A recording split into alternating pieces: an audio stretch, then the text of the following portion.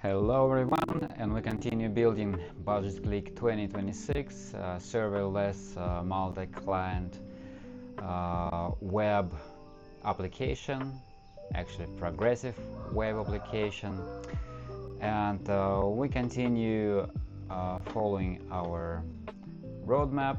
Yeah, this is our phase 0. We have already validated iOS PWA feasibility. Let me update this. And one more thing I would like to finalize on this phase. Actually, we already on partially on the phase 1 development environment. Partially because it's almost finished. We have only 2 things left. One thing is set up deployment pipeline, and the other one is set up development S3 storage. I have already finished this part, set up deployment pipeline, and let me walk you through this change. I have added a task. Let me check the commit. So this is the commit. So I added the task deploy to production, and this task simply runs this new script deploy.ch1. This script is here, deploy sh1, and let me show you what it does. The initial constants, repo_dir is the directory where we currently are. Client dist_dir is the path to the distribution, the build distribution. Then production repo_dir is the directory, the path to the directory of the production repository. Production repository is a repository of the website lighted.com. This is the website which is served on HTTPS, and we need HTTPS to serve PWA or progressive web application in order to make it functional offline and installable on desktop or mobile. And for that reason we use the website lighted.com, which I own and which is served on HTTPS. And the last constant is production PWA dir is the directory of this PWA application. Let's go step by step. First, the script builds the application. Then it does necessary checks. It checks if the build directory exists, if the production directory is actually a Git repository, and if we can remove the last distribution, the previous distribution. Then it removes the previous distribution.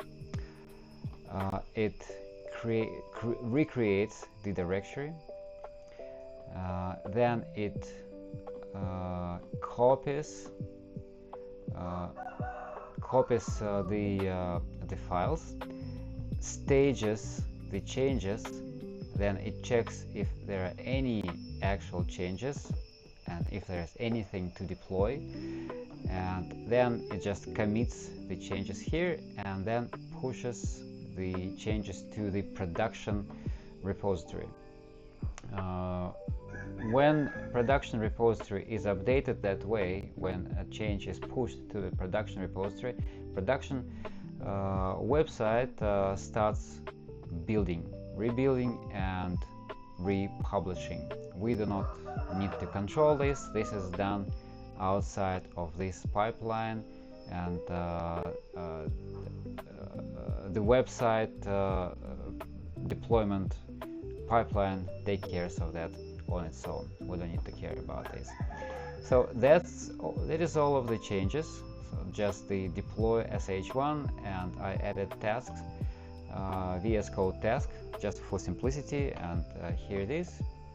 If I click run task, then we have this deploy to production. And now let's check if it works. And to do this, I did a small change. In the home view, I changed the title. The heading is now BudgetClick Test 1. And if we go to the application heading says BudgetClick, just BudgetClick. And now I updated it. And now let's deploy this updated code. So run task, deploy to production. Let's wait.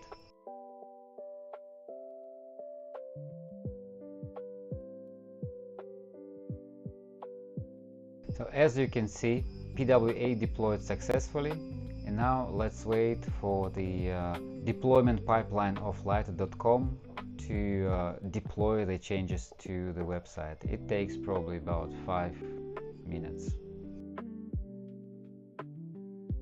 Alright, the change should be already there. Let's go to the website, and now let's refresh.